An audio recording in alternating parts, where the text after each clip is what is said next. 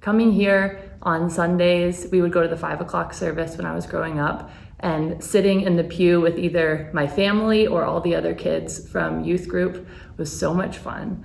And I remember even then feeling like worship was a place where my faith was cultivated, I was supported, it was comforting, it facilitated connection with God, but at the same time, it was also challenging, like always pushing me to dig a little deeper, think about something differently, consider this reading or that reading.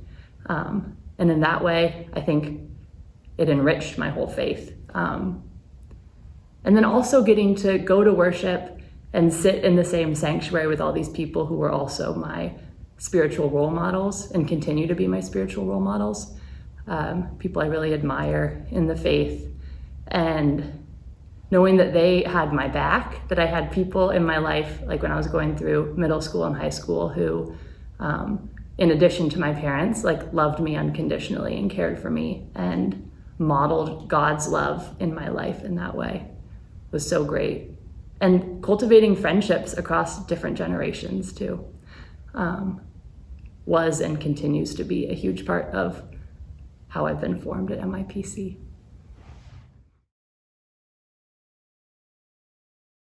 I was going to talk about how I found my church home.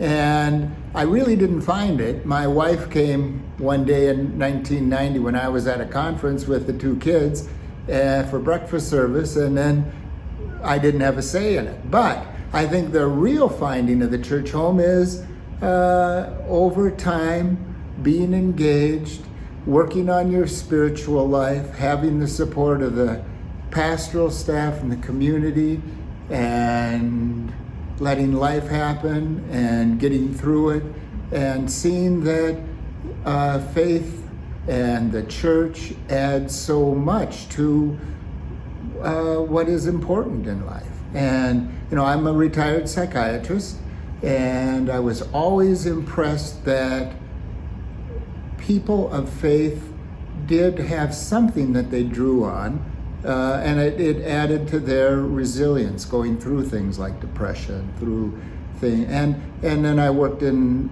substance abuse, and I saw faith as an absolute help in people getting into recovery, and then life really changes. So I had that example that I went through often with people. Really what happened was I grew up, I went through raising kids, I had cancer, Peggy Sue had cancer, those are big things, and the church was there helping us raise the kids. Just getting older. I remember being in a Bible study with Dale when I was in my 40s, and being with like-minded or other churchmen in the morning before church, and kind of getting close to men and getting an understanding of God and kind of solidifying myself as a Christian. And then when I did have cancer, Dale was there the day of my operation at the hospital.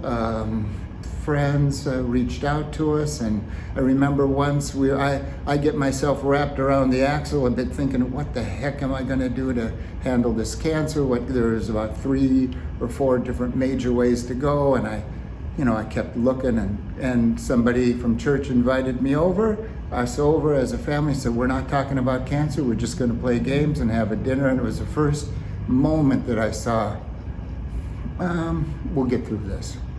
So I found the church home, I guess, through just hanging in there, trying to say yes, being vulnerable, and I get a lot back, a lot of the gifts of the Spirit. So I feel very blessed.